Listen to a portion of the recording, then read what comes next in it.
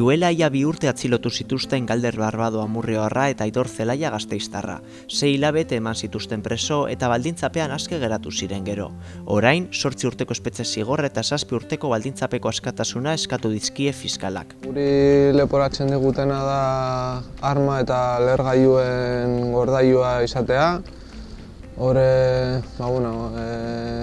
zulo bat topatu zuten 2018ko amaieran, eta horren harira hori delitu hori leporatzen digute, eta urtarriak 21 eta 22an epaiketa izango dugu Auzitegi Nazionalean. Bai Aitorrek eta bai Galderrek azaltzen dute ez daukatela deus ikustekorik material horrekin eta behen aztarnako horregonez gero izango dela kasualitatez iritsi direlako, zerbait ukitu dutelako edo lan egiten duten tabernan edo beste kontesturen batean, baino kasualitatez behar duela izan beraiena ez delako, ez? Eta hala eta guztiz ere, azalpen horiek ematen badituzte ere, aurrera jarraitzen du prozedura eta iristen gara gaur egun gauden egoerara, alegia fiskalak akusatzen dituela biak lehergaien deposito bat gorretzeagatik, eukitzeagatik eta hori terroristatzat kalifikatzen duela ere. Oso argigarria da Ertzaintzaren informea, ez? Hor ez dute sakontzen topatu zuten zulo horretan, orrialde luzeetan, oso luzeetan agertzen dena gure militantzia politikoa da. Ez da horren inguruko historia. Ertzaintzak egiten dituen informeak eta oro har normalean sumarioetan, prozedura judizialetan polizi desberdinek egite dituzten informeak guztiz bideratuak daude, ez? Ez daukate premisa bat eta hortik tiraka iristen dira ondorio batzutara, baizik eta ondorio batzu dituzte eta horiek aletzen dituzte informeetan, ez? Informean agertzen dena da, urteetan zehar gure militantzia politikoa, ze paper izan dugun ezker abertzalean, hori da epaitzen dutena, ez? Eta guk oso argi daukagu, ez? Hau ez da delitu konkretu horregatik egindako operazioa, hau da militantzia politikoaren aurkako beste operazio bat, ez? Beste bat gehiago. Estrategia oso konkretu baten beste katege begi bat da, ez? Berme gutxi ez esatearren bermerik eskaintzen ez duen tribunal bateagoa zela, dena ikuspegi juridikotik baino ikuspegi politiko edo interes politikoen araberako ikuspegitik irakurtzen dela, eta normalean, euskaldunok edo euskal herritarrok han esertzen garenean, errudunak garela, ez? Ez bada kontrakoa demostratzen. Hori badakigu horrela dela, baino horrek ez digu ere gogoa kentzen joateko instantzia horretara borrokatzera aldugun guztia, ezta? Hemen badira elementu nahiko zalantzetan jarriko ditugunak, lehenengoa izango da ia dagoen froga mailarekin ondorioztatu daitekeen alabez, inungo zalantzarik gabe hauena dela material hori eta kale borrokan edo ekintza violentotan erabiltzeko dela.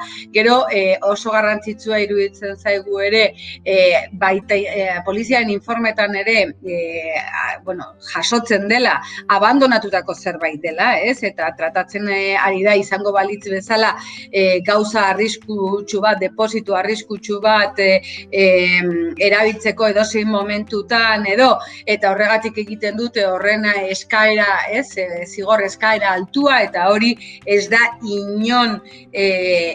informe polizialetan jasotzen, evidentzia kontrakoa esaten du, alegia hor dagoela abandonatuta guztiz eta gure ustez horrek izan behar du ere islada bat prozeduran, eta hirugarren gauza da gure ustez hau kalifikatzen da terrorismo terrorismotzat inertzia batengatik, ez? Urte luzeetan horrela kalifikatu delako kale borroka edo kale borrokaren inguruan eman diren zenbait, prozeduretan eta hori izan da den kalifikazioa, horrela erabakizelako momentu batean, hain zuzen ere, fenomeno hori gehiago zigortzeko eta gehiago erreprimitzeko, eta inertzia horren ondorioz kalifikatzen da hau terrorismotzat. Bereziki guk azpimarratu nahiko genukena zen, guzti honetan Ertzaintzak eta PNV-ek, daukan paper protagonista, ez? Gu kokatzen dugu gure aurkako operazioa hauteskunde elektoral batzuen atarian, eta hori ikusi genuen nola eskumako boto zikin batzuen truke zer egiteko prest dagoen PNV, ez? Gure sentsazioa atxiloketan eta Audientzia Nazionalara entrega horretan, ez? Izan zen bi euskal militante bere herritik ateratzen dituzte indarrez eta entregatzen dituzte gerra tribunal batean garaikur gisa, ez? Ez dugu ulertzen nola, ez? Oraindik ere 2021. Urtean PNV tematuta jarraitzen duen herri honen sufrimenduan sakontzen, ez? Ez dugu ulertzen nola herri honek hartu zuen beste norabide bat duela 11 urteia da, eta oraindik ere zelako aliantza dagoen, ez? PNV Ertzaintza eta Auzitegi Nazionalaren artean, ez? Ez dut uste PNV-ren oinarri zabal bat oso ados egon daitekenik estrategia honekin. Eszenatoki demokratiko batera joateko bultzatzen saiatzen ari den prozesua oztopatzen ari diela zenbait instantzietatik behin eta berriro, eta instantzia horietako bat Auzitegi Nazionala da.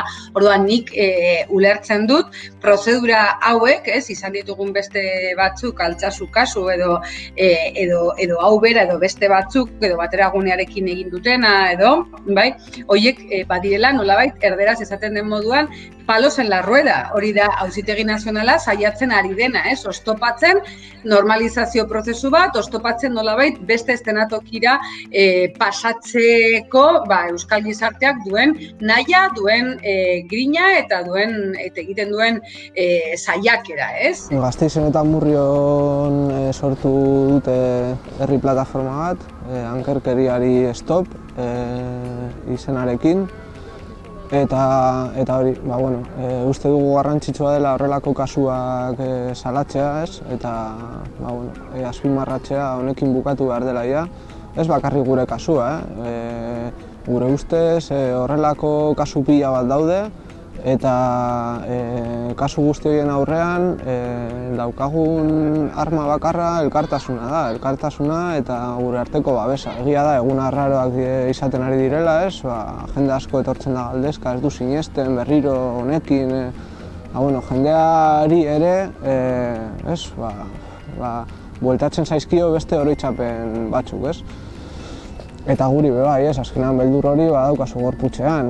Baina, jende asko galdetzen dizu, jende asko ematen dizu babesa. Inkluso espero ez duzun jende asko. Eta gure partetik mezu argia, ez? Antolatzen eta borrokatzen jarraituko dugu. Audientzia Nazionalaren gainetik, Ertzaintzaren gainetik eta jazarpen guztien gainetik. Gure mezu argia da, ez gaituzue geldituko.